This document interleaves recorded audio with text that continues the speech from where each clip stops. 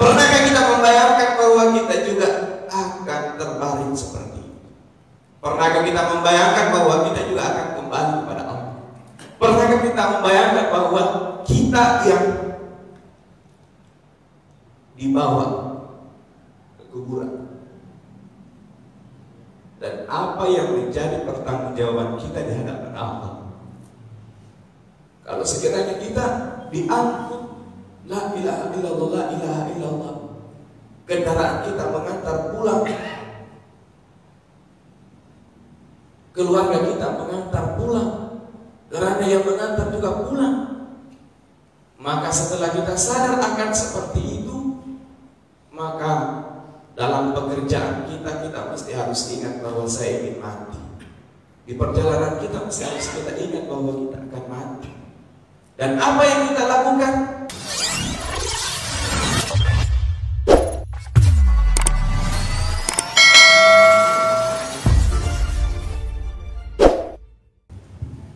Assalamualaikum warahmatullahi wabarakatuh.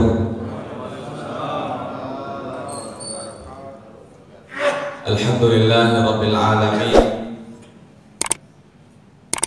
wal aqibatu lil muttaqin wa la 'udwana illa 'alal zalimin. Asyhadu an la ilaha illallah wa asyhadu anna Muhammadan 'abduhu wa rasuluh. Allahumma shalli ala sayyidina Muhammad wa ala alihi wa sahbihi ajma'in.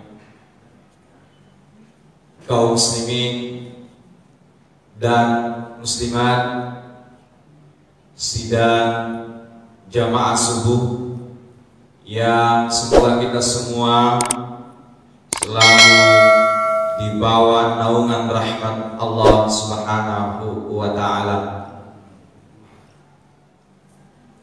Alhamdulillah, kembali kita bersyukur kepada Allah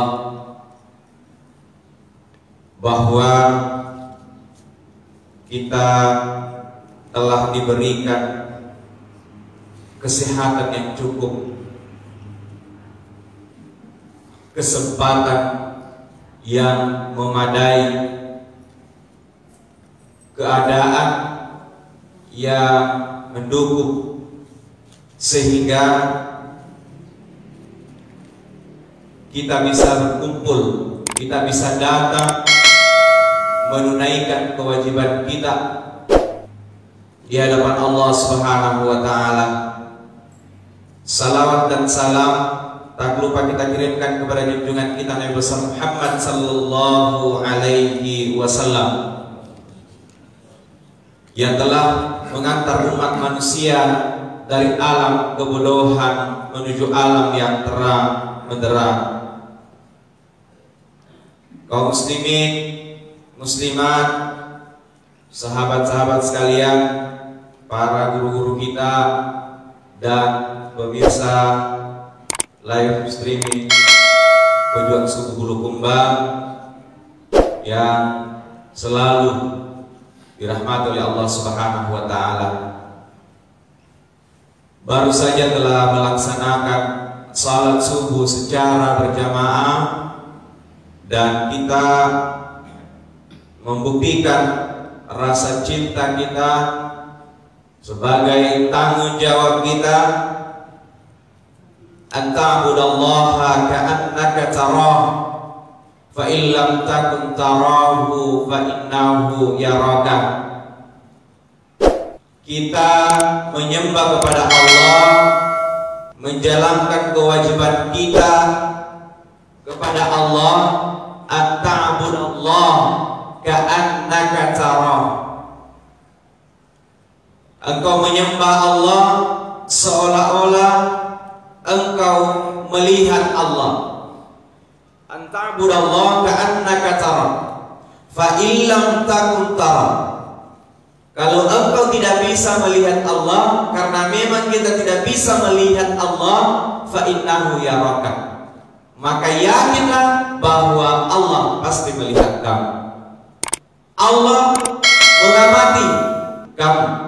Allah melihat takbir kita, Allah melihat angkat tangan kita, Allah melihat ruku kita Allah melihat, sujud kita Allah melihat, zikir-zikir kita Allah melihat, doa-doa kita. Dan siapa yang memperbaiki sholatnya, siapa yang memperbaiki rukunya, siapa yang memperbaiki sujudnya dan melaksanakannya secara khusyuk, maka apa kata Rasulullah, menjadi jaminan bagi kita untuk diampunkan dosa dan kekhilafan kita, dan menjadi alasan bagi Allah untuk kita dimasukkan ke dalam surga Allah Subhanahu wa taala, di mana di sana disediakan kenikmatan yang tiada tara. Kaum muslimin dan muslimat sidang jamaah subuh yang dirahmati oleh Allah Subhanahu wa taala, kita tidak pernah puas untuk selalu mengajak dan terus mengajak kepada saudara-saudara kita, seperti yang tak pernah bosan oleh Om Cino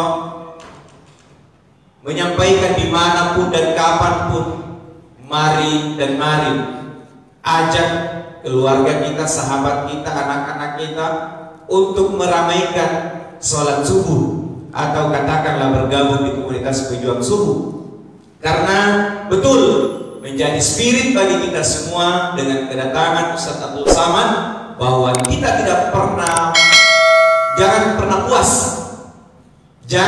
puas dengan jumlah kita yang banyak, karena masih lebih banyak yang belum bergabung, masih lebih banyak yang mohon maaf tidak melaksanakan salat subuh secara berjamaah.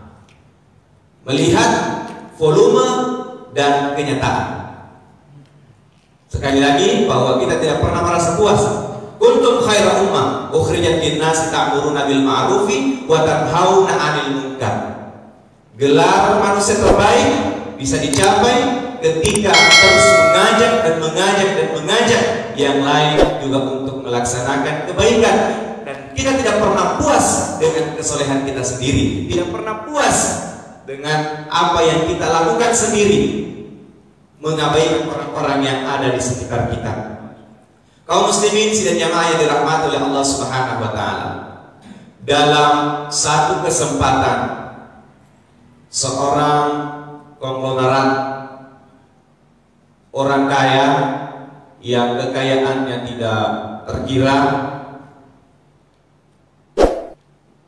yang kira-kira umurnya sudah sekitar 65 tahun, bertemu dengan seorang wartawan. Dalam pertemuannya itu kemudian keduanya ngobrol, dan sang wartawan pun bertanya, "Pak, kira-kira umur Bapak sekarang berapa? Sudah berapa? Umurnya Bapak ini sekarang kira-kira sudah berapa tahun?" Apa jawab sang orang kaya tadi? "Ya, kira-kira umur saya kalau sekarang ini kira-kira 7 tahun. Hah? 7 tahun, Pak? Bilang iya, umur saya sekarang 7 tahun. Oke lah, Pak. Kalau anak Bapak berapa? Ya, kalau anak saya 1. Oh, 1 ya, Pak? Bilang iya, 1. Kalau total harta Bapak sekarang kira-kira berapa banyak? Ya, kalau harta saya sekarang ini kisaran 10 sampai 15 jutaan saja. Maka sang wartawan tadi kaget heran. Bapak ini jangan main-main, Bapak ini jangan bohong, karena Bapak ini umurnya ya sudah kira-kira pensiunan. Kemudian yang kami tahu bahwa Bapak ini punya anak yang banyak dan harta yang luar biasa banyaknya. Tapi kenapa Bapak cuma bilang umurnya 7 tahun, hartanya 10 sampai 15 jutaan, kemudian anaknya cuma 1?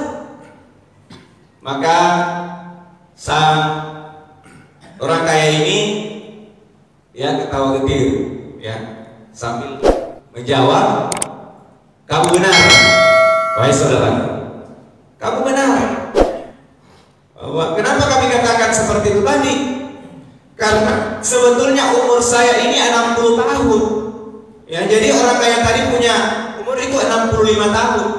Tapi saya katakan 7 tahun karena hanya 7 tahun belakangan ini itulah yang kami gunakan untuk sujud kepada Allah. Dari 65 tahun umur saya hanya 7 tahun yang kami gunakan untuk bersujud kepada Allah. Sebelumnya itu banyak bermaksiat kepada Allah. Sebelumnya kami gunakan untuk melanggar perintah Allah, tidak mengabaikan perintah Allah. Jadi kami merasa bahwa dari umur kami 65 tahun itu masih 7 tahun yang kami gunakan untuk menyembah kepada Allah, untuk bersujud kepada Allah, untuk berbakti kepada Allah. Oh seperti itu Pak ya? Iya. Lalu kemudian melangkah ke jawaban selanjutnya. Terus kenapa anak Bapak cuma 1? Padahal yang kami tahu Bapak punya banyak anak. Bilang iya benar. Kami punya banyak anak. Tetapi yang membanggakan, yang menjadi anak soleh, yang mendoakan orang tuanya, yang setia dengan orang tuanya, yang menyenangkan perasaan, hanya 1 dari sekian banyak. Karena yang lain tidak bisa diatur, yang lain susah diatur, yang lain tidak mau mendengar, yang lain tidak tahu diri. Hanya 1 yang membanggakan orang tua, hanya 1 yang selalu mendoakan orang tuanya, hanya 1 yang selalu mengingatkan orang tuanya. Maka anak saya hari ini hanya 1 yang bisa kami pertanggungjawabkan di hadapan Allah. Yang lain adalah musibah. Itu yang kedua. Kemudian yang ketiga, jemaah sekalian yang dirahmati Allah. Lalu harta Bapak kenapa cuma 10-15? Iya benar. Hampir di setiap bank kami punya deposit di sana. Hampir setiap bank kami punya tabungan di sana. Tetapi kalau saya mau hitung itu, yang paling bermanfaat untuk umat itu hanya 10-15 juta yang kami sumbangkan untuk masjid, yang kami sumbangkan untuk panti asuhan, yang kami sumbangkan untuk pesantren, hanya kisaran 10-15 juta. Yang lain saya belum tahu. Yang lain saya tidak tahu apakah kemudian itu berpihak untuk saya, dan apa yang saya sumbangkan itulah milik saya. Itulah bekal saya, itulah kekayaan saya. Kaum muslimin dan muslimat sidang jamaah yang dirahmati oleh Allah Subhanahu wa taala. Maka dari kisah ini, mungkinkah si bapak tua tadi adalah kita? Atau mungkinkah kita adalah bapak tua tadi? Tetapi yang pasti bahwa kita tidak seperti bapak tua tadi. Apanya? Ya, kita punya banyak umur, kita diberikan oleh Allah panjang umur, tetapi tidak semua kita gunakan untuk mengabdi kepada Allah. Tidak semua kita gunakan untuk menyembah kepada Allah. Bukankah umur kita nanti di hari kemudian ditanyakan di mana kita gunakan? Bukankah harta kita di mana kita ditanya, di mana kita manfaatkan?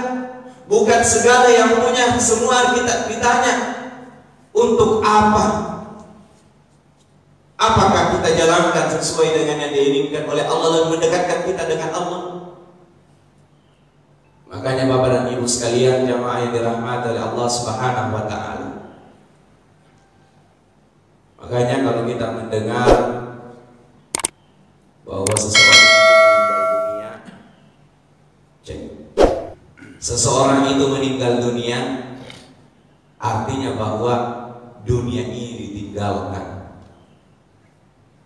Meninggal dunia si fulan berarti dunia ini ditinggalkan, kembali kepada Allah, kembali di kampung halamannya. Karena dunia ini bukanlah tempat abadi kita. Kita mesti ingat, walakum fil ard, wahai yang ada di bumi, wahai yang sedang mencari jabatan, wahai yang sedang mengumpulkan harta, wahai yang sedang mencari popularitas, wahai yang sedang mencari kenikmatan yang menurut bayangannya itu membahagiakan, mustaqar. Ingat bahwa dunia ini tidak lama. Kita mesti harus ingat bahwa dunia ini hanyalah sementara saja. Semua akan kita tinggalkan. Semua akan kembali di kampung di mana yang sesungguhnya adalah kampung halaman kita. Maka menjadi bahan evaluasi dalam diri kita, bahan muhasabah dalam diri kita, bahwa yang terlalu cinta dengan dunia bahkan sampai takut mati, kita mesti harus ingat sebuah pengumuman: telah meninggal dunia. Apapun profesi kita, apapun setinggi apapun jabatan kita, sehebat apapun ilmu kita, maka pengumuman ini mesti harus selalu kita ingat: telah meninggal dunia. Dan bukan hanya harta yang kita tinggalkan, bukan hanya pasangan yang kita tinggalkan, bukan hanya anak yang kita tinggalkan, bukan hanya motor, mobil, kendaraan, rumah yang kita tinggalkan, tapi dunia ini kita tinggalkan semuanya. Telah meninggal dunia berarti dunia ini kita tinggalkan semua. Maka pernahkah kita berpikir, selain kita melihat mayat, selain kita mengikuti kajian-kajian kematian, tazkiratul maut dan sebagainya, pernahkah kita membayangkan bahwa kita juga akan terbaring seperti itu? Pernahkah kita membayangkan bahwa kita juga akan kembali kepada Allah? Pernahkah kita membayangkan bahwa kita yang dibawa ke kuburan, dan apa yang menjadi pertanggungjawaban kita di hadapan Allah kalau sekiranya kita diangkut, la ilaha illallah, la ilaha illallah, kendaraan kita mengantar pulang, keluarga kita mengantar pulang, karena yang mengantar juga pulang. Maka setelah kita sadar akan seperti itu, maka dalam pekerjaan kita mesti harus ingat bahwa saya ingin mati. Di perjalanan kita mesti harus kita ingat bahwa kita akan mati. Dan apa yang kita lakukan adalah mempersiapkan diri. Dan itu adalah komitmen pertama kita, komitmen awal kita bahwa kita akan kembali kepada Allah. Dan mesti harus kita mempersiapkan diri dari sekarang. Dan kita harus mudik, mau tidak mau, bersedia atau tidak, kita harus mudik di kampung halaman kita yang sesungguhnya. Di sana kita akan abadi, di sana kita akan bertemu semua sekiranya Allah menakdirkan kita untuk bertemu di sana. Kalaulah mudik di dunia ini mempersiapkan segalanya, yang hanya mungkin untuk melihat keluarga, yang hanya untuk kembali ke kampung kita, kampung di mana kita dilahirkan, kita mempersiapkan segalanya, bahkan kita di perjalanan itu setengah mati, bahkan di perjalanan kita penuh perjuangan. Akankah menjadi evaluasi dalam diri kita bahwa untuk kampung, kembali ke kampung kelahiran kita, mempersiapkan segalanya? Lalu bagaimana kita kembali ke kampung halaman kita yang sesungguhnya dengan mulus, dengan lancar? Segalanya sudah kita persiapkan. Kalaupun tidak bisa sempurna, okelah, karena memang manusia adalah tempatnya bersalah dan tempatnya berdosa. Bukankah Nabi Nuh mengingatkan kepada umatnya? Bahkan ini dijelaskan dalam Quran surah Nuh ayat 10 dan seterusnya. Faqultu, maka kami katakan, maka aku katakan, istighfaru rabbakum innahu kana ghaffara, yang artinya bertaubatlah kalian, meminta ampunlah kalian, beristighfarlah kalian kepada Allah Rabbakum, kepada Tuhan yang menciptakan kamu, kepada Tuhan yang memberi kamu rezeki, kepada Tuhan yang memberi kamu jabatan, kepada Tuhan yang memberi kamu pasangan yang menyejukkan, kepada anak yang memberi anak soleh. Istighfar Rabbakum, karena jangan sampai kita lupa, terlena dengan harta yang Allah berikan, terlena dengan ilmu yang Allah berikan, terlena dengan segalanya yang Allah berikan, sampai kita lupa untuk beristighfar kepada Allah. Istighfar Rabbakum innahu kana ghaffara, karena sesungguhnya dari arah manapun Allah sudah berjanji innahu kana ghaffara, baik dalam hadis, baik dalam Al-Quran, demikian pula dengan hadis qudsi. Innahu kana ghaffara, sesungguhnya Allah Maha Pengampun. Bukankah Allah begitu gembira dengan hambanya yang mau bertaubat kepadanya? Lalu bagi mereka yang suka bertaubat, bagi mereka yang suka beristighfar kepada Allah Subhanahu wa taala, dilanjutkan pada ayat ke-11, yursilus samaa alaikum midrara, niscaya Dia menurunkan hujan lebat dan dari langit. Allah memberikan keberkahan hujan kepada kita. Jadi makanya kalau kita sering kekeringan, kita minta hujan, salat minta hujan kepada Allah. Maka sebetulnya Al-Quran telah lebih dahulu memperingatkan bahwa segala bentuk kekurangan kita, baik itu kekurangan air, kekeringan tanah, kekurangan rezeki sekalipun, maka solusinya adalah selalu kita bertaubat kepada Allah, selalu kita beristighfar kepada Allah, karena ini janjinya Allah. Kemudian dilanjutkan di ayat yang ke-12, wa yumdidukum bi amwali wa banina wa ja'al lakum jannata wa ja'al lakum anhara, yang artinya, dan Dia memperbanyak harta dan anak-anakmu dan mengadakan kebun untukmu dan mengadakan sungai-sungai untukmu.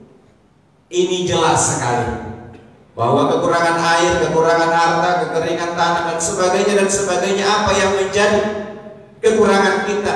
Bahkan kalau kita merasa bahwa bulan ini, saat ini tidak seperti sebelum-sebelumnya, ada yang kurang, perasaan gersang, pikiran lagi kacau, coba kita kembali beristighfar kepada Allah. Istighfaru Rabbakum innahu kana ghaffara. Cobalah kita beristighfar, kita tidak tahu perilaku apa yang kita lakukan sehingga banyak dosa kita. Perbuatan apa, tingkah laku apa, atau perkataan apa yang pernah kita ucapkan justru itu mendatangkan murka Allah. Itu semua kita tidak tahu.